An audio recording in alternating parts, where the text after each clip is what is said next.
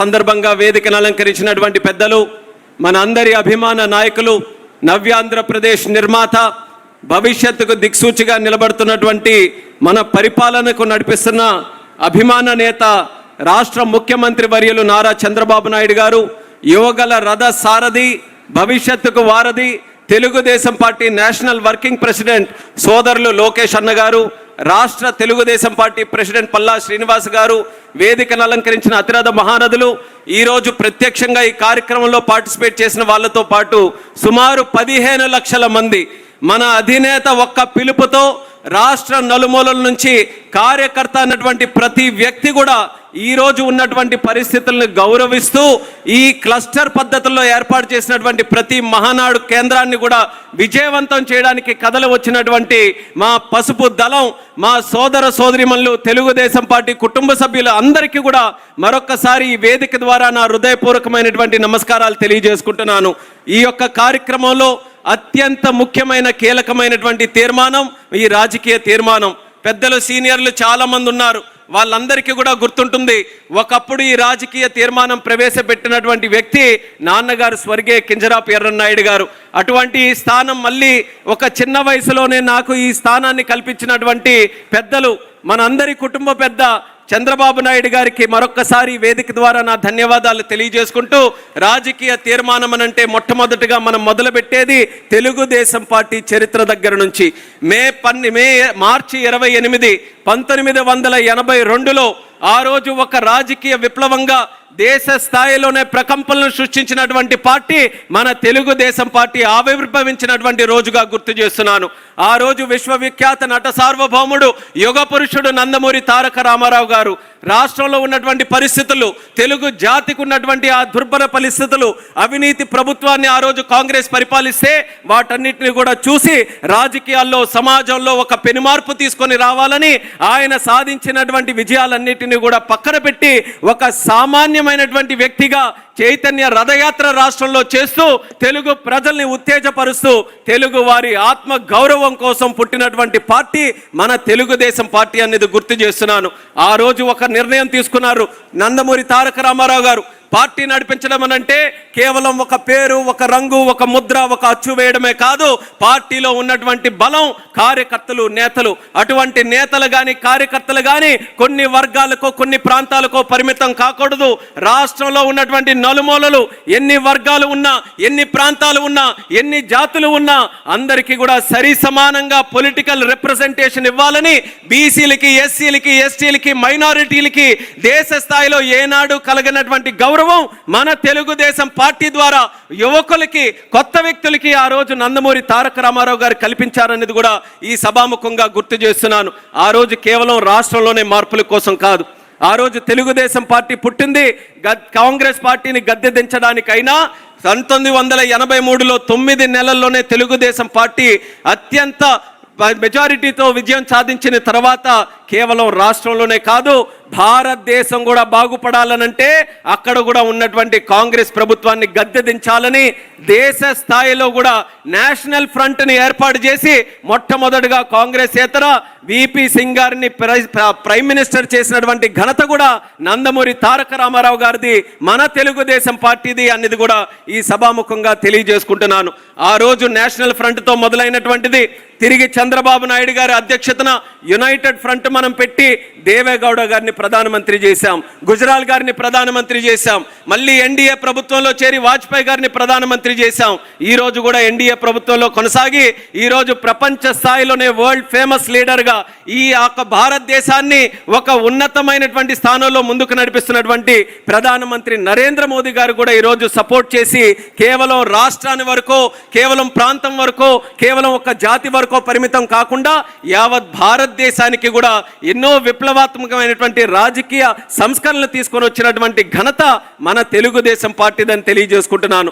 ఎన్నో అవకాశాలు వస్తే ఒక సందర్భంలో ఒక కేంద్ర మంత్రిగా అవకాశం వస్తే ఆ కేంద్ర మంత్రి కూడా బడుగు బలహీన వర్గాలకి వెళ్ళాలని ఒక బీసీగా సాధారణ కుటుంబంలో ఉన్నటువంటి ఎర్రన్నాయుడు గారిని కేంద్ర స్థాయిలో కేబినెట్ మినిస్టర్గా చేసింది మన చంద్రబాబు నాయుడు గారు, తెలుగుదేశం పార్టీ. ఒక స్పీకర్గా అవకాశం వస్తే ఒక దళిత బిడ్డగా మన అమలాపురం నుంచి ఆ రోజు బాలయోగి గారిని కూడా ఆ శాసించేటటువంటి పార్లమెంటులో లోక్సభలో స్పీకర్గా పెట్టి మన తాలూకా ఘనతని చాటినటువంటిది మన చంద్రబాబు నాయుడు గారు, తెలుగుదేశం పార్టీ. అలాగే ఒక మైనారిటీ వ్యక్తిగా ఆ రోజు అబ్దుల్ కలాం గారిని ఆ ప్రభుత్వానికి సూచించి ఆయనకి కూడా దేశ ప్రెసిడెంట్గా కూడా ఆ రోజు చంద్రబాబు నాయుడు గారి తాలూకా ఆలోచనల ప్రకారం ఆ రోజు తెలుగుదేశం పార్టీ తాలూకా కాంట్రిబ్యూషన్ ఆ రకంగా ఉండిందని తెలియజేసుకుంటున్నాను.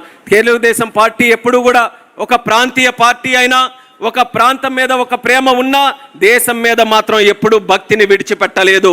దేశం బాగుంటే, దేశం బలంగా ఉంటే రాష్ట్రం బాగుంటుంది, రాష్ట్రం బలంగా ఉంటుందని కేంద్రం రాష్ట్రం మధ్యలో సత్సంబంధాలు ఎప్పుడు కూడా మెరుగుపడేటటువంటి విధంగానే తెలుగుదేశం పార్టీ ముందుకు నడిపిస్తూ కేంద్రం ఇచ్చేటటువంటి కార్యక్రమాలు కానీ, కేంద్ర నిధులు కానీ, కేంద్ర కార్యక్రమాలు కానీ మన తెలుగు ప్రజలకు అందరికీ కూడా అందించడానికి, ఒక సుస్థిరమైనటువంటి పరిపాలన అందించడానికి తెలుగుదేశం పార్టీ సిద్ధాంత రూపంగా నిరంతరం కూడా కృషి చేస్తూ ఉండిందని కూడా తెలియజేస్తున్నాను. కేవలం తెలుగుదేశం పార్టీ ఒక్కటే. చాలా మంది ఇక్కడ అన్ని రాజకీయ పరిస్థితులు తెలిసినటువంటి వారు ఉన్నారు. గత 44 సంవత్సరాలు మన తెలుగుదేశం పార్టీ చరిత్ర. ఈరోజు ఇండిపెండెంట్ ఇండియాని చూసుకుంటే 70కి పైగా సంవత్సరాలు ఉన్నటువంటి చరిత్ర. ఈ చరిత్రలో ఎన్నో రాజకీయ పార్టీలు పుట్టాయి, ఎన్నో ప్రాంతీయ పార్టీలు కూడా పుట్టాయి. ఈ దేశాన్ని ఏలాయి, అలాగే రాష్ట్రాలు కూడా ఏలాయి, కొన్ని ప్రాంతాలు కూడా ఏలాయి. కానీ 44 సంవత్సరాలుగా ఇన్ని సంక్షోభాలు ఎదుర్కొని అప్పటి నుంచి ఇప్పటి వరకు దేశ స్థాయిలో ఒక ప్రత్యేకమైనటువంటి గుర్తింపు సాధించిన ఏకైక పార్టీ మన తెలుగుదేశం పార్టీ అనేది గర్వంగా ఈ సభాముఖంగా తెలియజేసుకుంటున్నాను. ఎందుకనంటే కాలం మారుతుంది, తరాలు మారుతున్నాయి, ప్రధానమంత్రులు మారుతున్నారు, రాజకీయ పరిస్థితులు మారుతున్నాయి, దశాబ్దాలు మారిన తర్వాత అక్కడ ఆర్థిక పరిస్థితులు కూడా మారుతున్నాయి. మారుతున్న కొద్దీ మన తెలుగుదేశం పార్టీ, మన నాయకత్వం ఆ పరిస్థితులన్నీ కూడా తెలుసుకొని అవగాహన చేసుకొని కాలానికి అనుగుణంగా మన పద్ధతులను కూడా మార్చుకుంటున్నాం. పద్ధతులు మార్చుకుంటున్నాం అనంటే పార్టీ మారడం అని కాదు. పద్ధతులు మార్చుకున్న సిద్ధాంతాలు మాత్రం ఎన్టీ రామారావు గారు ఏ సిద్ధాంతాలు మనకు అప్పచెప్పారో ఆ సిద్ధాంతాల ప్రకారమే మనం ముందుకు వెళ్తున్నాం. అయితే ఈరోజు ఈ రాజకీయ తీర్మానం చరిత్రతో పాటు మనం భవిష్యత్తు వైపు కూడా మనం చూపు వేయాలి. చరిత్రతో పాటు మనం నేర్చుకున్నటువంటి పాఠాలు మరొక్కసారి మనం తప్పులు చేయకుండా ముందుకు నడవాలి. ఈసారి రాజకీయ తీర్మానంలో మనం గుర్తించాల్సినటువంటి ఒక సంకల్పం ఉంది, ఒక కర్తవ్యం ఉంది.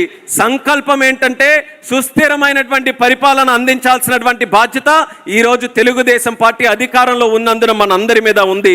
సుస్థిర పరిపాలన మనం అందించాలనంటే దానికి తగ్గట్టు ఆ ఆలోచనలు వచ్చేటటువంటి బలమైన నాయకత్వం మనకు ఉండాలి. ఆ బలమైన నాయకత్వం ఎన్టీఆర్ గారి దగ్గర నుంచి, సిబిఎన్ గారి దగ్గర నుంచి, రేపు భవిష్యత్తులో ఉజ్వలమైనటువంటి భవిష్యత్తు మన రాష్ట్రానికి అందించబోతున్నటువంటి లోకేష్ అన్న గారి వరకు కూడా మనం ఎక్కడా కూడా నిస్సందేహంగా మనం చెప్పొచ్చు బలమైనటువంటి నాయకత్వం మన తెలుగుదేశం పార్టీకి ఉంది.